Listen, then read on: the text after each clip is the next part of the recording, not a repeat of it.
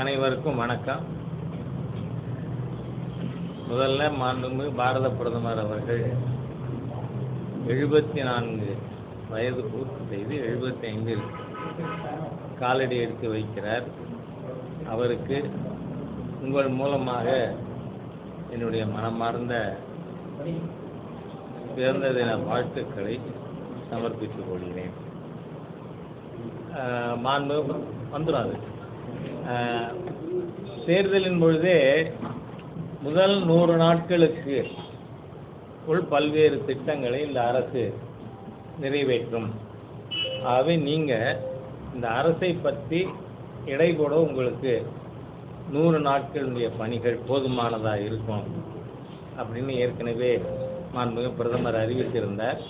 நீங்கள் பார்த்தா இந்த 100 நாட்களில் 15 லட்சம் கோடி மதிப்பீட்டிலான திட்டங்கள் துவங்கி வைக்கப்பட்டிருக்கிறது. அதில் உள்கட்டமைப்பு வசதிக்காக மாத்திரம் இதுவரை இந்த 100 நாளில் 3 லட்சம் கோடிக்கான திட்டங்கள் அப்ரூவ் பண்ணப்பட்டிருக்கு. அதே மாதிரியாக உலகத்திலேயே 10 துறைமுகங்களில் ஒன்றாக வர இருக்கின்ற வாத்வான் மெகா போர்ட் மகாராஷ்டிர மாநிலத்தில் துவங்கி வைக்கப்பட்டிருக்கிறது. அதே போல் 25,000 கிராமங்களை இணைக்கின்ற, ஏற்கனவே இது மாண்புமிகு பிரதமராக இருந்த திரு வாஜ்பாய் அவர்கள் காலத்திலிருந்து பிரதான் மந்திரி கிராம் சடக் யோஜனா, பிரதம மந்திரி கிராம சாலை திட்டமானது ஆல் வெதர் ரோட்ஸ் கிராமங்களுக்கு அறிவித்து செயல்படுத்தி கொண்டிருக்கோம். அதில் இதுவரை சாலைகளால் இணைக்கப்படாத 25,000 கிராமங்களை இணைக்கின்ற 62,500 கிலோமீட்டர் தொலைவிற்கான கிராம சாலைகள் 49,000 கோடியில் பணிகள் துவங்கப்பட்டிருக்கு. அதே மாதிரியாக நேஷ்னல் ஹை ஸ்பீடு ரோடு காரிடியர், இந்த திட்டத்தில் 963 கிலோமீட்டர் தூரத்திற்கு 8 காரிடியர் பணியானது அப்ரூவ் ஆகிருக்கு. அதே மாதிரியாக 4,42 மேன் டேஸ் வேலை வாய்ப்பை உருவாக்குவதற்கான 8 புதிய ரயில்வே திட்டங்கள் துவங்கப்பட்டிருக்கின்றன. அதாவது மேன் டேஸ் ஜாப்ஸ் எவ்வளவு இருக்குன்னா 4,42,00,000 மேன் டேஸ். நமக்கு எல்லாருக்கும் ஏற்கனவே தெரியும், தொடர் திட்டமான கிசான் சம்மான் நிதி, விவசாயிகளுக்கான நிதி 4 மாதத்துக்கு ஒரு தடவை 2,000 ரூபாய் நிதியளிப்பு திட்டத்தினுடைய 17வது தவணை, 17th இன்ஸ்டால்மெண்ட், அது 20,000 கோடி ரூபாய் 9,30 லட்சம் விவசாயிகளுக்கு தரப்பட்டிருக்கிறது. அதே மாதிரியாக பிரதம மந்திரி வீட்டு வசதி திட்டம், முதல் 4 ஆண்டுகள் நகர்ப்புறங்களில் வீட்டு வசதி ஏற்படுத்தி தருவதற்கான திட்டமானது செயல்படுத்தப்பட்டது. அதற்கு பிறகு பிரதம மந்திரி கிராமீண் ஆவாஸ் யோஜனா, கிராமப்புற வீட்டு வசதி திட்டம். இப்போது நகர்ப்புறத்தில் 1 கோடி வீடுகளும் கிராமப்புறத்தில் 2 கோடி வீடுகளும் கட்டி கொடுப்பதற்கான திட்டம் துவங்கப்பட்டிருக்கு.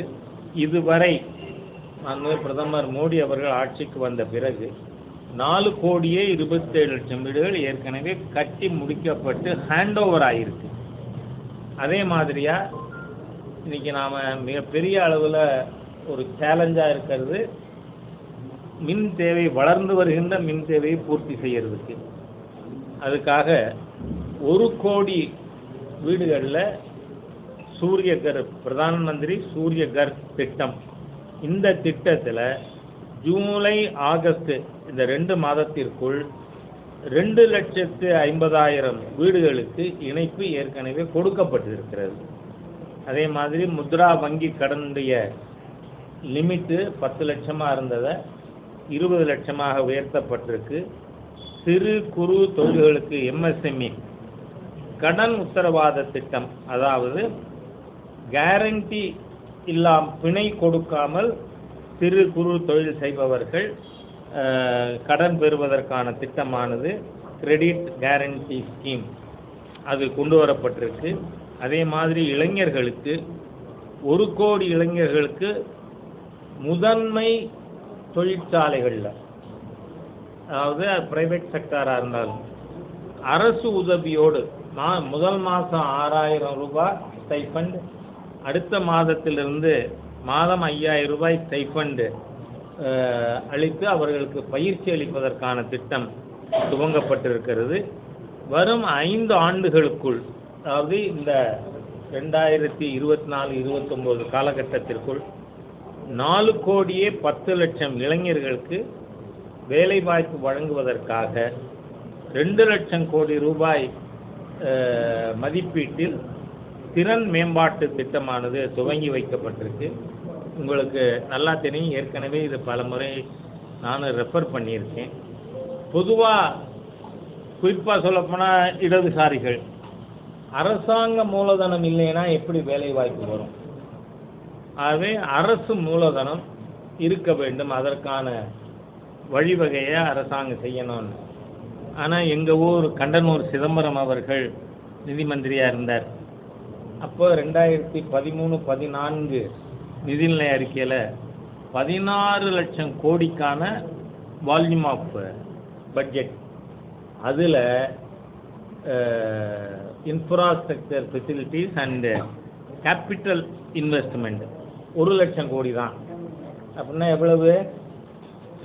16ல் 1 அப்படின்னா 6லேருந்து 7க்குள்ள.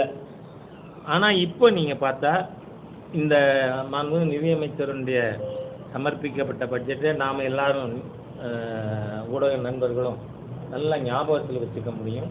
11,11,111 கோடி இன்ஃப்ராஸ்ட்ரக்சருக்கு மாத்திரம் நிதி ஒதுக்கப்பட்டிருக்கு.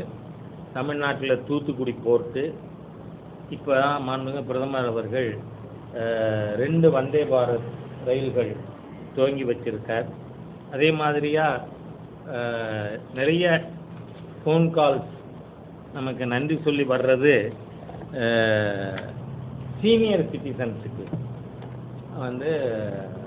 பிரதம மந்திரி மருத்துவ காப்பீடு திட்டத்தில் அவர்கள் அனைவரும், ஏன்னா சீனியர் சிட்டிசன் ஆகிட்டா வசதி இருப்பவர்கள் கூட சமயத்தில் கைவிடப்படுகின்ற சூழ்நிலை நாம் பார்த்துருக்கோம். ஸோ அவர்களுடைய நிலை ரொம்ப பேத்தட்டிக். அதனால் எந்த விதமான வருமான வரையீடுகளும் இல்லாமல் அனைவருக்கும் 5 லட்சம் ரூபாய்க்கான மருத்துவ காப்பீடு திட்டமானது கொடுக்கப்பட்டிருக்கு. இந்த மாதிரி உங்களுக்கு நான் எல்லாருக்குமே சொல்லியிருக்கேன். உங்களுக்கே இதில் வாட்ஸ்அப்லேயோ இமெயிலையோ முழு டீட்டெயில்ஸ் அனுப்ப சொல்லியிருக்கேன். இந்த மாதிரியான பல்வேறு திட்டங்கள் கொடுக்கப்பட்டிருக்கு. ஆகவே நீங்கள் இது நாம் 3வது முறை ஆட்சிக்கு வந்திருந்தாலும் விளையும் பயிர் முளையிலே என்று சொல்வார்கள். இந்த ஆட்சி வந்ததிலிருந்து மக்கள் நல திட்டங்கள், உள்கட்டமைப்பு வசதிகளுக்கான திட்டம், வேலைவாய்ப்பு உருவாக்குவதற்கான திட்டங்கள் ஆகியவை, விவசாயிகளுக்கான திட்டங்கள் இவையெல்லாம் செயல்படுத்தப்பட்டிருக்கு. ஆகவே மாண்புமிகு பிரதமர் அவர்கள் அனைத்து மக்களுடைய ஆட்சியையும் பெற்று அவருடைய இந்த 75வது பிறந்த தினத்தில் ஒரு பெரிய சாதனையை படைத்து முன்னேறி வருகிறார் அப்படிங்கிறத நான் உங்களுக்கு தெரியப்படுத்துகிறேன். அதே போல் இன்னைக்கு இந்த 17லிருந்து அக்டோபர் 2 காந்தி ஜெயந்தி வரை சேவை திட்டங்கள், மரம் நடு விழா, ஏழை எளிய மக்களுக்கு ப்ராஜெக்ட்ஸ் கொடுக்கறது, அது தவிர இன்னைக்கு ஸ்பெஷலாக மாண்புமிகு பிரதமரின் பிறந்த தினங்கிறதுனால அன்னதானம், கோவில் பூஜைகள், இந்த மாதிரியாக பல்வேறு திட்டங்களானது நடந்து கொண்டு இருக்குது. அதுலேயும் குறிப்பாக ஏற்கனவே மாண்புமிகு பிரதமர் சொல்லியிருக்கார், ஒவ்வொருவரும் அவர்களுடைய தாயார் நினைவாக ஒருத்தரும் மரம் ஒன்று நடணும். காரணம் என்னென்னா, இன்றைக்கி அஃபாரஸ்டேஷன் நாம் சுற்றுச்சூழல் பாதுகாப்பிற்காக அதிகரித்து வருகின்ற வெப்ப சூழ்நிலையை எதிர்கொள்வதற்காக அவசியம் இருந்தனால நடக்குது. இப்போ நான் வரும்பொழுதே பக்கத்தில் இருக்கின்ற குடியிருப்பில் உறுப்பினர் சேர்ப்பு, அதாவது இந்த தொகுதியினுடைய 276வது பூத்தில் உறுப்பினர் சேர்ப்பு இயக்கம் நடத்திட்டு வரேன். வருகின்ற அக்டோபர் 15க்குள் ஏற்கனவே இருக்கின்ற உறுப்பினர்கள் புதுப்பித்தல், உறுப்பினர் காலத்தை புதிய உறுப்பினர்கள் சேர்த்தல், இந்த பணி நடந்து கொண்டு இருக்கிறது. அதுவும் கோயம்புத்தூரில் சிறப்பாக நடைபெற்று வருகிறது. அதனால் அதுலேயும் போய் 276 பூத்து அதில் உறுப்பினர் சேர்த்துட்டு வந்துட்டுருக்கேன். ஸோ நான் சொல்கிறதுக்கு இருக்குது, நீங்களாக எதுவும் கேட்குறதுன்னா ஸ்டேட் வைட் மெம்பர்ஷிப் உங்களுக்கு எவ்வளோ இருக்குது? இப்போ எவ்வளோ உங்களுக்கு டார்கெட் பண்ணியிருக்கிறீங்க? இப்போ கோயம்புத்தூரில் எவ்வளோ பேர் இருக்கிறாங்க, எவ்வளோ டார்கெட் பண்ணியிருக்காங்க? எங்களுக்கு ஏற்கனவே 31 லட்சம் பேர் உறுப்பினர் இருக்காங்க. 31 lakhs. அதை டார்கெட் வந்து இப்போது 1 crore ஃபிக்ஸ் பண்ணியிருக்கு. இங்கே நேற்று வரைக்கும் விநாயகர் சதுர்த்தியால் கொஞ்சம் ப்ராக்ரஸ் ஸ்லோவாக இருந்தது. மோர் தேன் 7.5 to 8 lakhs மெம்பர்ஸ் ஏற்கனவே இப்போ சேர்ந்துருக்காங்க. ஆகவே அது இன்றைய தினத்திலிருந்து அதிலும் வருகின்ற 24, 25 நாட்கள் வந்து தீவிர உறுப்பினர் சேர்ப்பு முகாம்கள் நடத்த இருக்கோம். பொது இடங்களில் உறுப்பினர் சேர்ப்பு இப்போ வீடு வீடாக போய் கொண்டு இருக்கோம். பொது இடங்களில் விளம்பரத்தோடு மேசை போட்டு அங்கே உறுப்பினர்கள் சேர்க்கறதுக்கான திட்டமும் இருக்குது. அதனால் 24 உறுப்பினர் சேர்ப்பு இயக்கம் அக்டோபர் 15 வரை நடத்துறதுக்கு இருக்கு. பட் இந்த 24-25லேயே ஒரு கணிசமான முன்னேற்றம் இதில் கிடைக்கும்.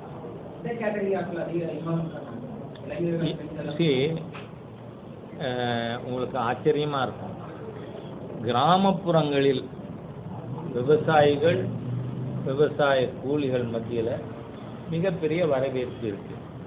டவுன்லேயும் நல்ல காரணம் என்னென்னா, நான் என்னோடய பூத்தில் முன்னாடி உறுப்பினர் சேர்க்க வீடு வீடாக போனேன். 3 மணி நேரம் போனேன். ஒரு வீதி தான், மொத்தம் என் பூத்தில் 8 வீதி இருக்குது. அந்த ஒரு வீதிக்குள்ளே 36 பேர் சேர்ந்துருக்காங்க. ஆகவே நீங்கள் பார்த்தா மக்கள் ஒரு விருப்பத்தோட, ஆர்வத்தோட பாரதிய ஜனதா கட்சியில் சேருகின்ற ஒரு சூழ்நிலையை பார்க்க முடியும்.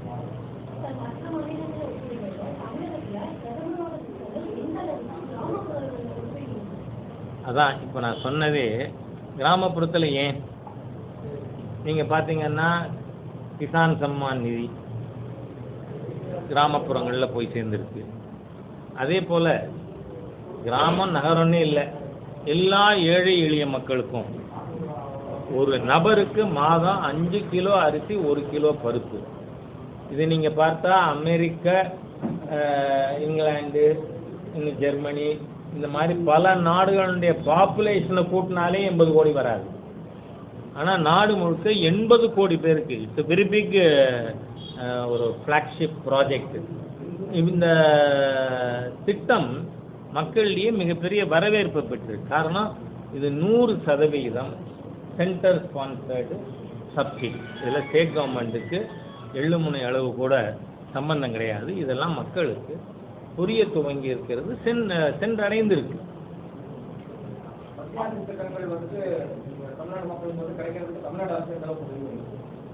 நீங்கள் இப்போ 4 நாளைக்கு முன்னாடி நம்ம சாலை போக்குவரத்து துறைமுகத்துறை அமைச்சர், மூத்த அமைச்சர், பாரதிய ஜனதா கட்சியின் முன்னாள் தலைவராக கூட இருந்தவர், மரியாதைக்குரிய திரு நிதின் கட்கரி அவர்கள் சென்னை தஞ்சாவூர் தேசிய நெடுஞ்சாலை பணியை தஞ்சாவூர் கும்பகோணம் செக்ஷனில் நேரடியாக பார்வையிடுறதுக்கு வந்திருந்தார். வந்திருந்த பொழுது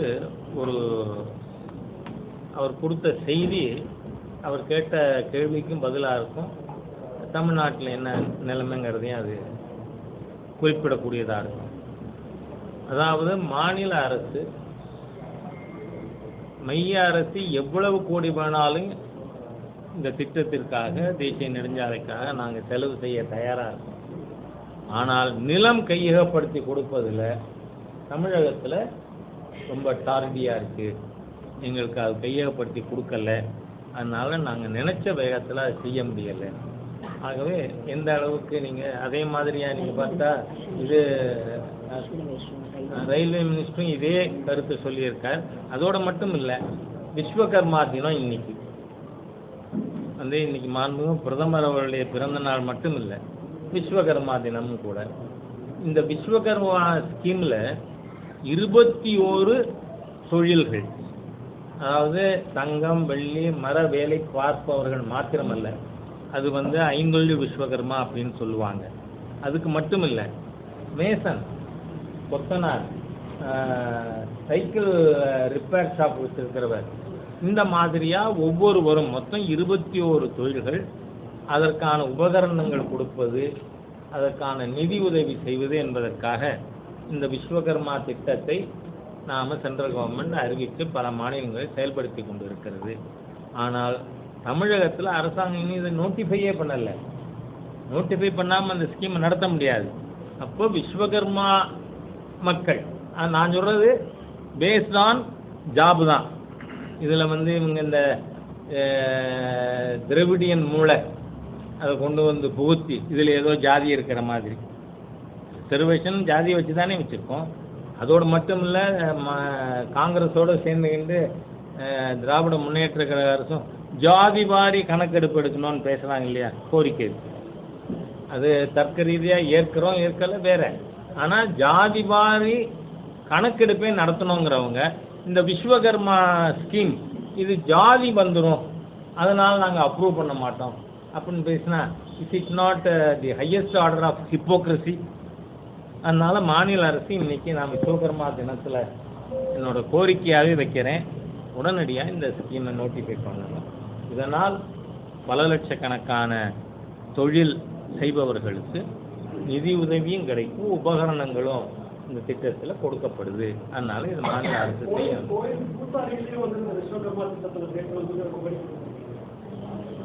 நான் சொல்கிறேன், ஏற்கனவே எப்போவுமே கோரிக்கைகள் இருக்கும்.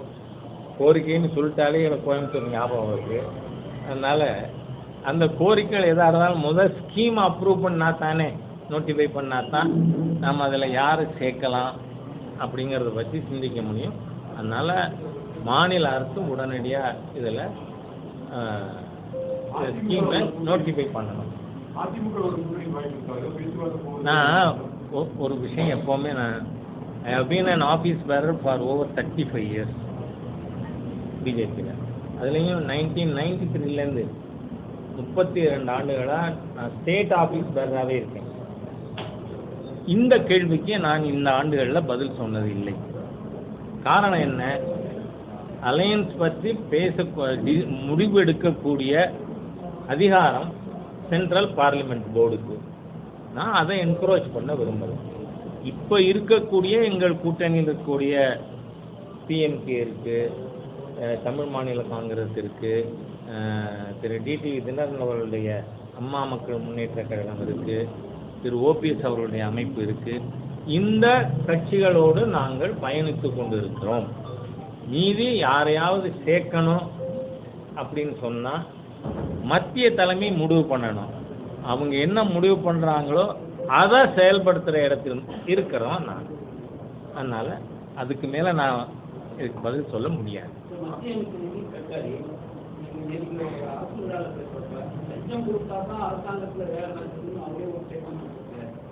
தெரியல அவர் என்ன பேசினார். நான் அவர் எந்த லெவலில் இருக்கிறவங்களை சொன்னாங்கன்னு தெரியாமல் அதுக்கு பதில் சொல்ல விரும்பலை. நான் அதை பார்க்கல.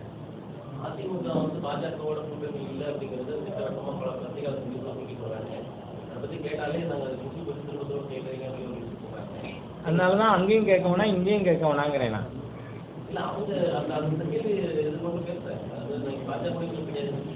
பாருங்க,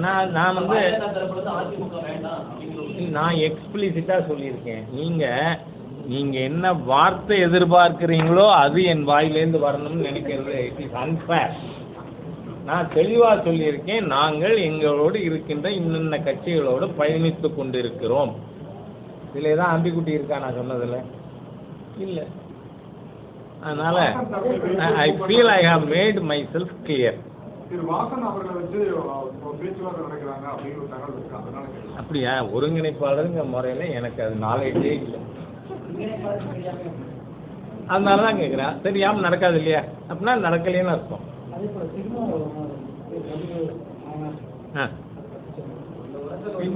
நீங்கள் இதில் இருக்கிறத மாதிரியா ஒரு நேர்மையின்மை எங்கேயாவது இருக்கா? இவர் நேற்று முதலமைச்சரை போய் பார்க்குறாரு.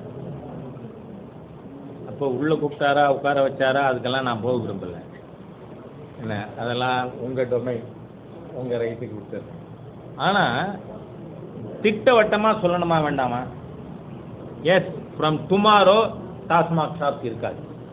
ஏன் டிமாண்ட் பண்ண மாட்டேங்கிறார்?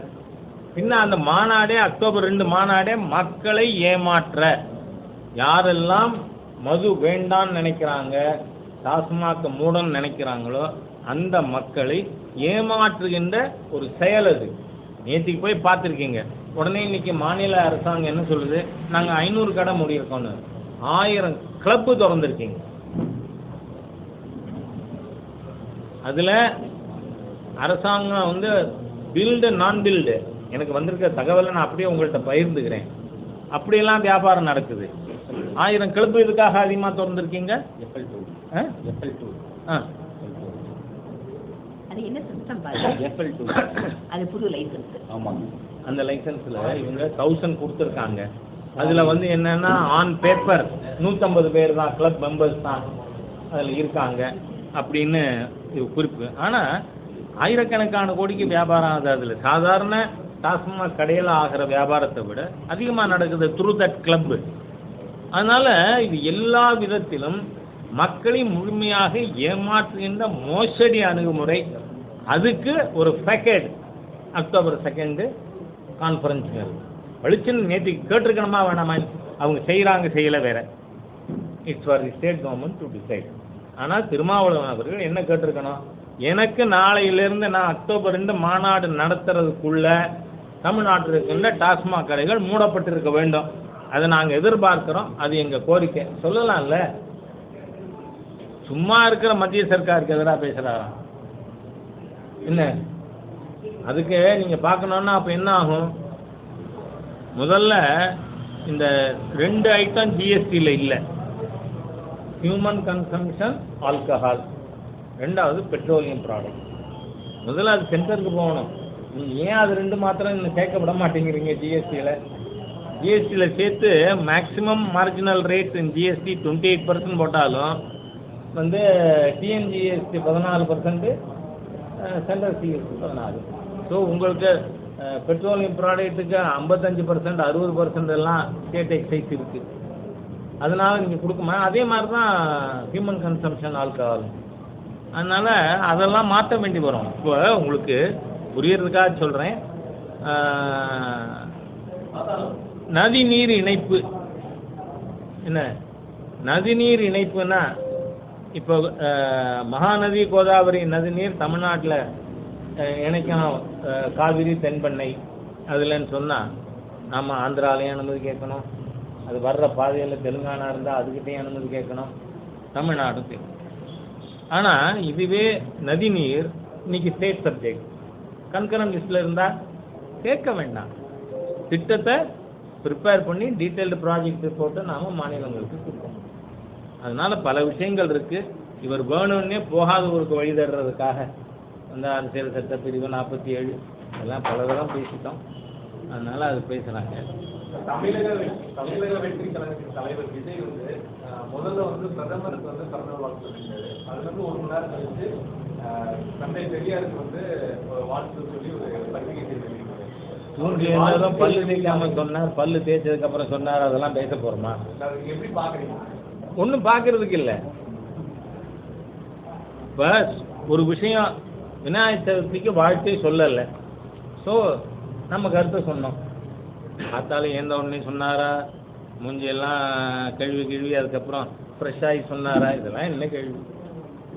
இதெல்லாம் ஒன்றும் சொல்கிறதுக்கு இல்லை. எது ஏன் சாத்தியமில்லை? சமீபத்திய உதாரணம் பீகார். பீகாரில் பூரண மதுவிலக்கு ஏற்கனவே முன்னாடி ஃபுல்லாக இருந்தது, ப்ரொஹிபிஷனே இல்லை. இப்போ ப்ரொஹிபிஷன் கொண்டு வரப்பட்டிருக்குல்ல, சாத்தியம் தானே. இங்கே உங்களுக்கு ஒரு தகவல் சொல்கிறேன். அன்றைக்கி எக்ஸ்டெண்டட் ஸ்டேட் கவுன்சில் மீட்டிங் நடந்தது, ஸ்டேட் சென்னையில். அப்போது மாநில தலைவர் திரு அண்ணாமலை அவர்கள் தமிழ்நாட்டில் 48,700 கோடி ரூபாய் டாஸ்மாகில் வருமானம் வருது அப்படின்னு சொன்னார். சொன்ன உடனே மத்திய விவசாயத்துறை அமைச்சர் திரு சிவராஜ் சிங் சௌஹான் என்ன சொல்கிறாருன்னு கேட்டார்.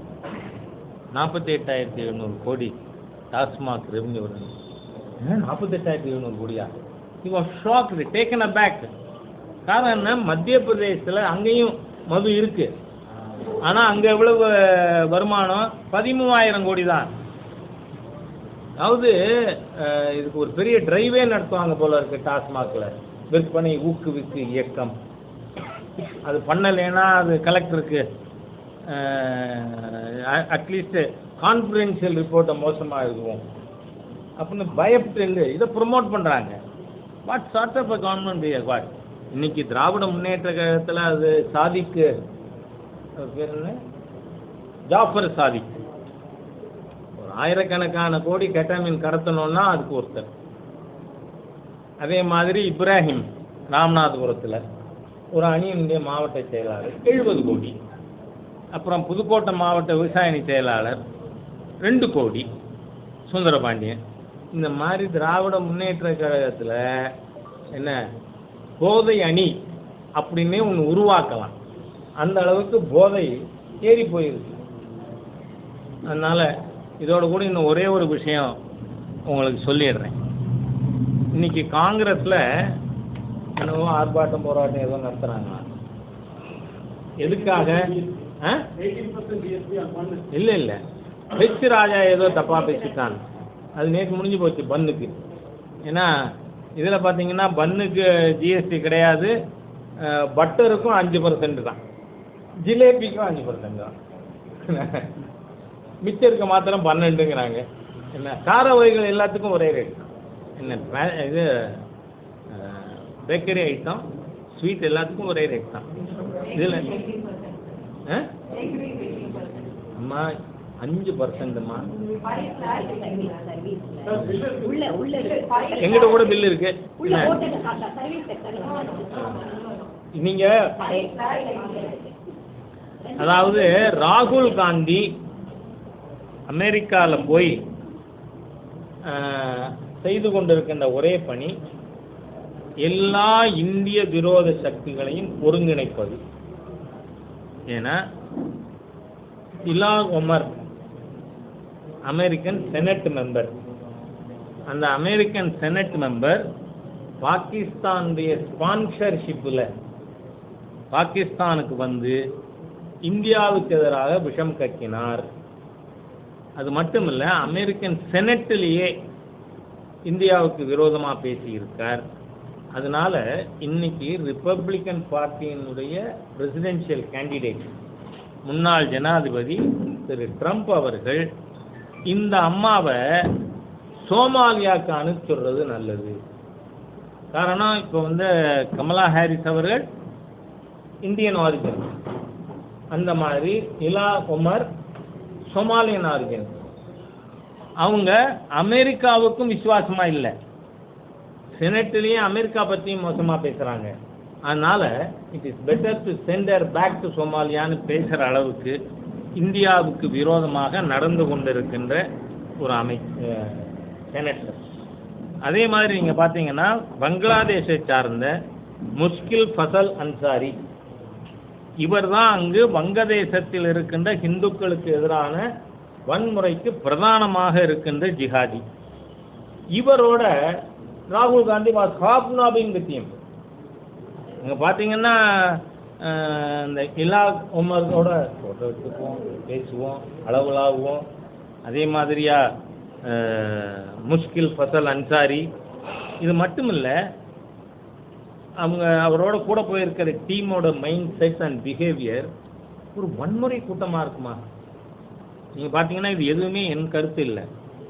பப்ளிக்கில் வந்திருக்கிற நம்ம ஜேர்னலிஸ்டிக் ஃப்ரெட்டர்னிட்டியில் இருக்கிறவங்க ஆதாரங்களோடு பேசியிருக்கின்ற விஷயம்.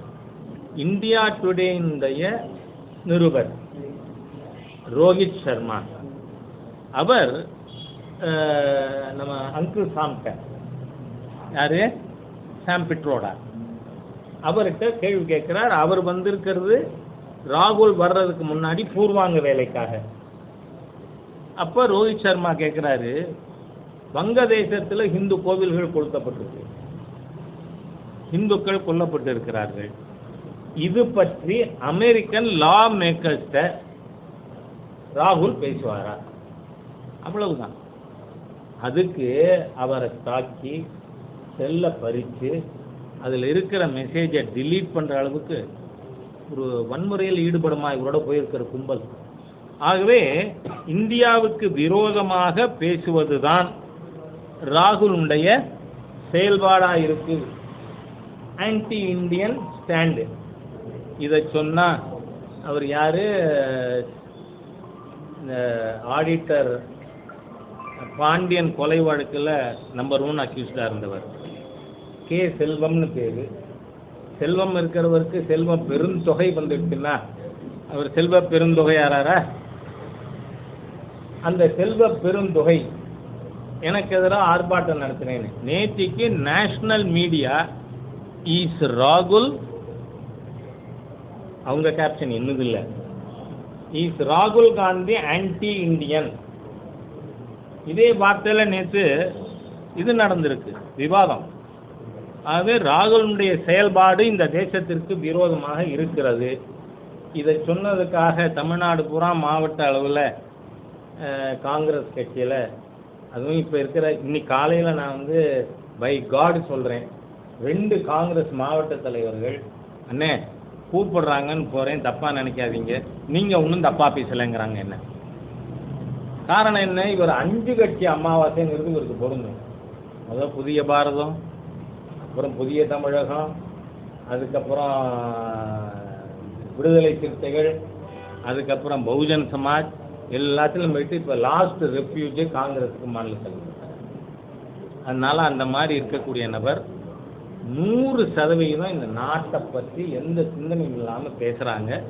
But you carry on. அதனால் ஒன்றும் ராஜாவுக்கு பாதிப்பு இல்லை. ஆனால் உண்மை நிலை இந்த நாட்டு மக்கள் இப்போ ஃபீல் பண்ணுறாங்க, இஸ் ராகுல் பீயிங் ஆன்டி இந்தியன் அப்படின்னு.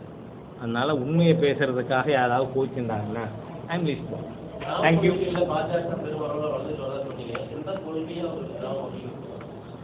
சரி, முதல்ல அரசியலில் நேர்மை, பொது வாழ்வில் தூய்மை, பிஜேபியினுடைய 5 கார்டினல் பிரின்சிபலில் அது ஒன்று.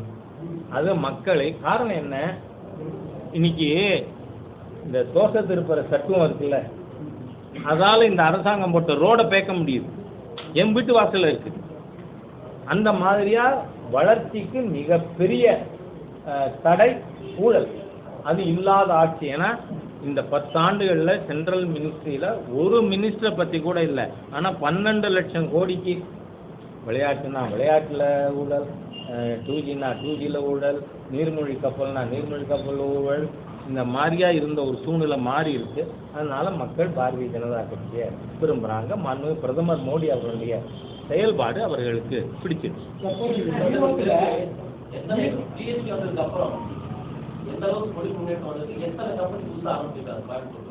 நீங்கள்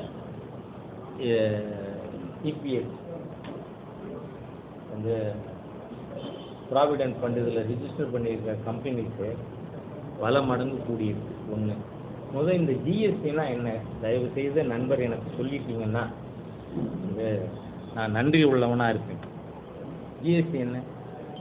இதுக்கு முன்னாடி வரி இருந்ததா இல்லையா?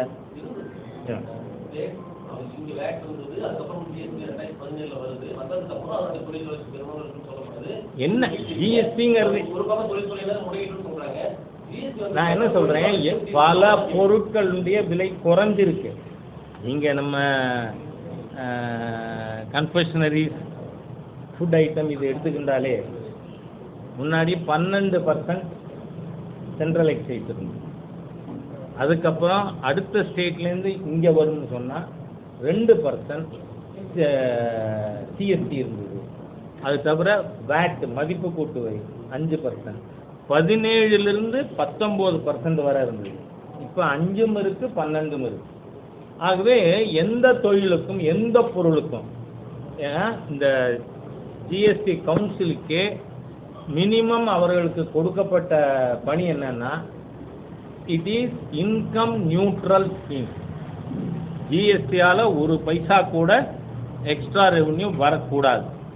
அப்படித்தான் என்ன நடந்திருக்கலாம், 9% மொத்தம். முன்னெல்லாம் எவ்வளவு சதவீதம் இருந்தது? 32 விதமான வரிகள் இருந்தது. வந்து என்ட்ரி டேக்ஸு, ஆக்ட்ராய் வர எல்லாமே மொத்தம் 32 வரி.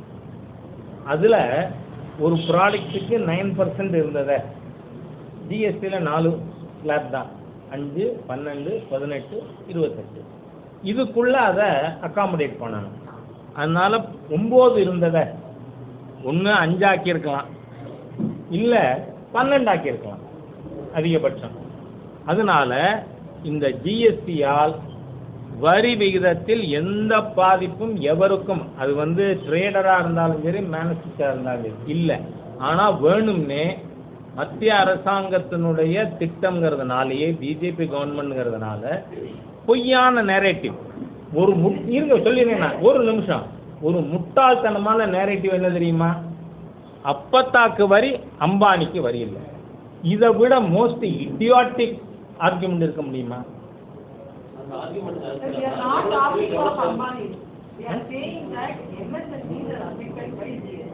ஜிஎஸ்டியால மட்டும் இல்லை, இல்ல ஜிஎஸ்டி காரணமாகவே இருக்க முடியாது. நான் சொல்லிடுறேன் இருக்கு. ஏன்னா ஜிஎஸ்டிக்கு முன்னாடி வரியே இல்லாம ஜிஎஸ்டி போட்டிருந்தா பாதிக்கும். அந்த மாதிரி எதுக்கு முன்னாடியே இருந்ததுமா ஜாப் ஒர்க்குக்கு? நீங்க இந்த 5 18 இருந்தது. நான் வந்து சென்ட்ரல் கவர்மெண்ட்ல பேசி தான் குறைச்சோம். ஆமா, அதை குறைச்சிருக்கோம். இல்லை இட் இஸ் 5% தானே. இப்போ நீங்க அன்னைக்கு ஒரு நிமிஷம் ப்ளீஸ், நீங்க அன்னைக்கு 5% 18 சொன்ன மாதிரி விவாதமே கோயம்புத்தூர்ல வேண்டாம். உங்களோட கோரிக்கை ஜாப் ஒர்க்குக்கு வேணும். We will talk to the government. Okay, thank you.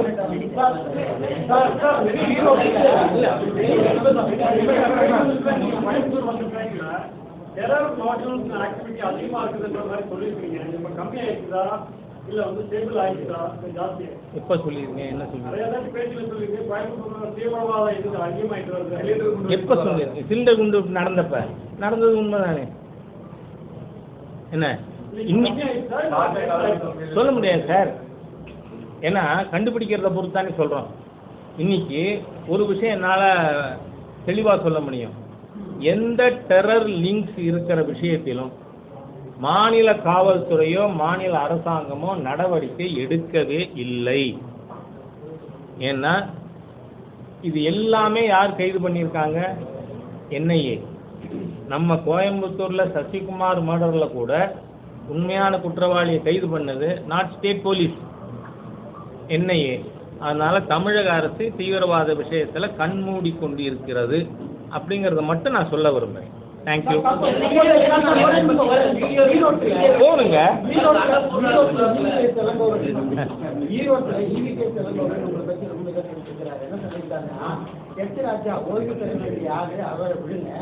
Annamalai போன பிறகு வாய்ப்பு கிடைத்துள்ளது. கவுன்சிலர் தேர்தலில் கூட வெற்றி பெற முடியாத நபர் அவர் காலாவதியான ராஜா. காலாவதியான ராணியோடு இருக்கக்கூடியவர் பொது இடத்தில் சொல்வது தேவையில்லாத ஒன்று. நான் சொல்றேன், ஈவிகே சிவங்கம் என்னை விட 15 வயசு கூடினவர். வெக்கமே கிடையாதா அவருக்கு? ஈவேரா குடும்பம்னா அவர் இப்படியும் இருப்பாரா? என்ன பேச்சுங்க? Minimum yes I am running 67. What is the age of EVK சிவங்கம்? பையன் இறந்ததுனால அந்த இடத்துல வந்து காலாவதியானவர் திருப்பியும் வந்து எம்எல்ஏ ஆகியிருக்கார். இவர் என்னையெல்லாம் பேசலாமா? கொஞ்சம் அவங்க மாதிரி இருக்கிறவங்க வாயை மூடிக்கிட்டு இருக்கிறது நல்லது. இல்லைன்னா they will be தரோலி exposed. Okay, thank you.